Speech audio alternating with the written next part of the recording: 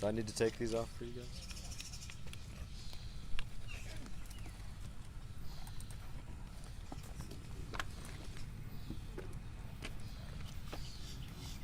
Morning.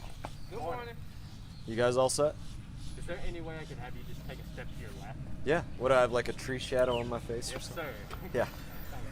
Is that better? I'm good with that. Are you guys good? Yeah, looks great. Yeah, I'd just begin by, we're joined, Vice Mayor, City of Pahokee, Commissioner McKinley. They're also out here. If you guys want to join. If you don't. But they're out here probably for your questions as well. You know, what we're seeing right here, I don't wish people could see it, but you do at the same time want people to fully, viscerally understand what is going on. If you moved 10 steps, 20 steps, you would be hit by a wall. The smell, the taste, I mean, I probably spit 10 times as I walked over there because of what you have in your mouth. We're also just joined by Eric Eichenberg from Everglades Foundation here. So he'll probably take some of your questions as well if you want them. But it is literally toxic. I got to start by commending the South Florida Water Management District. They were on top of this really, as far as I know, immediately. They've been out here already working to clean this up. The reason that they're not out here working as we speak is because they've run out of places to put the toxic materials that they're pulling out of the water. That's literally the problem that they're facing. They're pulling toxins out of the water, and you can only put toxins so many places, treat them in so many places, and now they're having to work to find other places to go out there and put that. These are some of the challenges that are being dealt with on this right now. But I think you see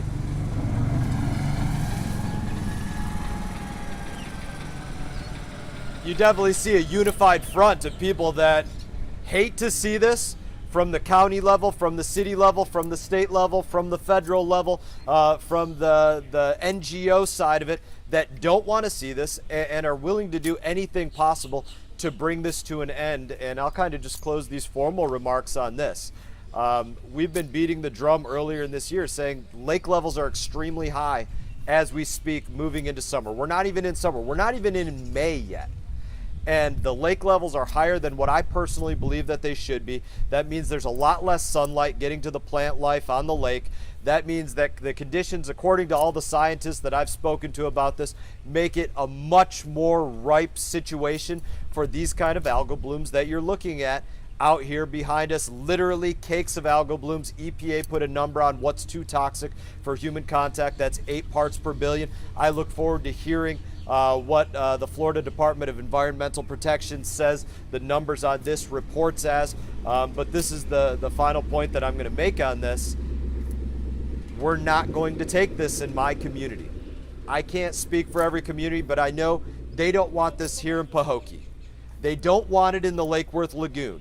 They don't want it in the St. Lucie. No community anywhere in our state should have to take this, and I don't care if I have to anchor myself in my rowboat to our lock and dam. If they try to dump this into our community at any point for the rest of this year, I will do everything I physically can to prevent them from doing that. I don't care if they lock me up and put me behind bars for filling in a canal. They will not poison my community with this crap, and that's all I have to say about that.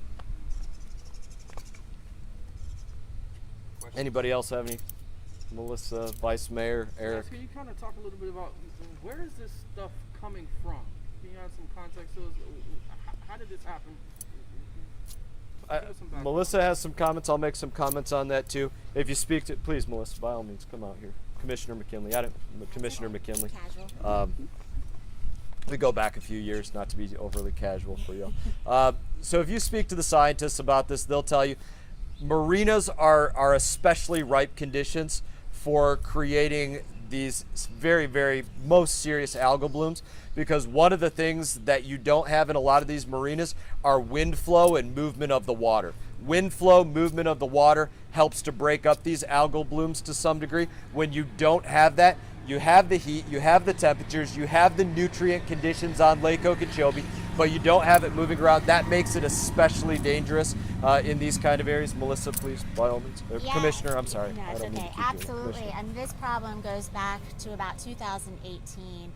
This marina has been undergoing renovations. A lot of the equipment here is not working. There's no dock master here. The pump stations that are used to pump the sewage out of these boats, most of that is not working. So I think what we're seeing here is a poorly run operation. Right now we're standing on state-owned land, but the marina is operated by the city.